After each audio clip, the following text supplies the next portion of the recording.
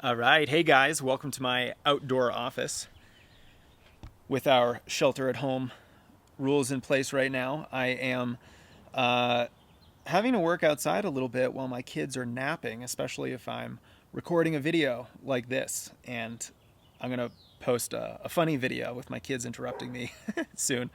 But with all of the race closures this spring, with all everything being canceled, with us not even being able to run with other people, a lot of us are going to be competing in virtual races. And I'm old enough to remember when a virtual race was called a time trial. But now what we're doing is we're essentially doing solo time trials by ourselves and then comparing our results to other people who are doing a similar time trial on the same day and calling it a virtual race. And I think it's a great way to stay motivated. It's a great way to connect with other runners. This is a really smart way for us to have something tangible on the schedule, even when we're not really able to train for a real race. And actually, the day after tomorrow, I am going to be running a virtual 5K, part of the Rambling Runner virtual race series. And I'm going to be doing a 5K, a 10K, and a half marathon. And I know so many other people have signed up for these races. I think it's just wonderful. But a big question is, how do we run these races? What is the race strategy? What are things that we can do to ensure that we run as best as we can? So I wanted to go through 3 ideas on how to make your next virtual race your fastest. Okay, idea number 1 is to know the course. With a virtual race, you are responsible for planning the course. So if you end up running a 5K race course that has 3 180-degree turns and is a net uphill, well, that's on you. That's the race course that you planned. But if you want to run a fast race, then you can plan an easier course. So try to plan some bigger downhills over the course. Try to plan some long stretches of uninterrupted running where you don't have to make any 180-degree turns or even 90-degree turns. And this is something that I was thinking about today while I was out there on my run, because I'm racing a 5K tomorrow by myself and I don't know where to race it. So I was coming up with some ideas, thinking about parts of the park near my house that I want to avoid because I know that they're hilly or there's just not a great place to run near there. So what I'm going to be doing is planning a much more strategic course so that I don't run any slower than I have to. The next thing that you can do to make sure that your virtual race is as good as it can be is to treat it like a real race. Now, I know there's going to be no announcer. There's going to be no gun at the start. There's not going to be any fans cheering for you, and you're not going to have any competitors. So, in one way, it's completely unlike a normal race, but you can still treat it like a normal race. So, a couple ways to do that. Number 1, let's eat the same breakfast that you normally do on race day. Let's wear your racing kit. Wear the shorts or tights and shirt that you like to race in. The running clothes that make you feel fast. You can also rest beforehand. So just like a normal race, you're not going to run it You're not going to run it the day after a long run, or you're not going to run your virtual race the day after a workout. So try to be a little strategic with how you plan your week leading up to that goal race, that virtual race, just like a normal race.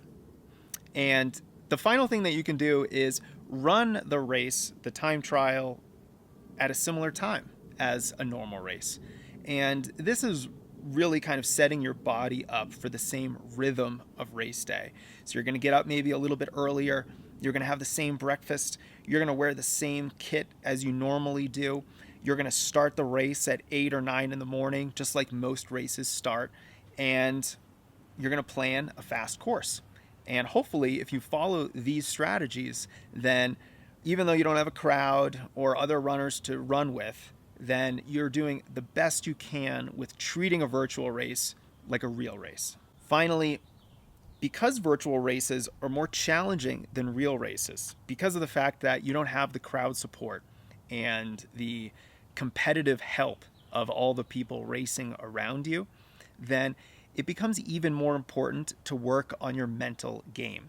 Now, these are not things that you can just do on race day that are going to give you an advantage. They're things that you have to be practicing all the time. But work on mental toughness skills. If you have a visualization practice, if you use body language, if you use personal affirmations, mantras, an alter ego, etc., all of these sports psychology skills are incredibly valuable to give yourself a mental edge. And I think they're more important if you're doing a virtual race. You're not going to have all the support systems of a real sanctioned race. So you need to do everything you can to give yourself a mental advantage when you're out there on your own homemade race course. So do what you can to really fight back that inner critic that's telling you to slow down, to tell you that this isn't a real race. You don't have to give 100% effort. All of those things, all of those, that negative self-talk that really impacts your performance. Now's the time to pull out all of your strategies that you have in your toolkit to keep those negative voices at bay. And this is a topic we are going to be covering in a lot more detail this year on strength running, because I think it's not only a topic that has the potential to really catapult your performances and bring your running to a new level, but it's one of those things that bleeds into other aspects of your life. So you work on your mental skills as a runner, you're going to be a better parent. You're going to be a better employee. You're going to be a better entrepreneur. Whatever you do, you are going to improve. You know, those skills of mental toughness and confidence and anxiety management and focus. These are incredibly important skills, not just for running, but for everything else. So pull out all the stops when it comes to your mental skill toolkit on virtual race day, and you're going to make that race as good as you can. Lastly, I want to leave you with a gift. A few years ago, I asked a bunch of runners, coaches, and other people in the running industry to share with me their favorite racing strategy. And I put it all together in a free download for you. I'll link it up down below. It's in the card, I think, on the right side of the YouTube screen. And this is an interesting way of sampling a whole bunch of racing strategies that some are appropriate for the 5K, some are appropriate for ultra marathons, but it really gives you a menu of racing strategies to choose from. So depending upon your experience level, depending upon the race that you're training for, it's just an interesting way of thinking more strategically about your race and how you're going to tackle it. So I hope you enjoyed that. And if you have any feedback on your virtual race that's hopefully coming up soon, I'd love to hear how it goes. And if you used any of the strategies that we talked about in this video in your race.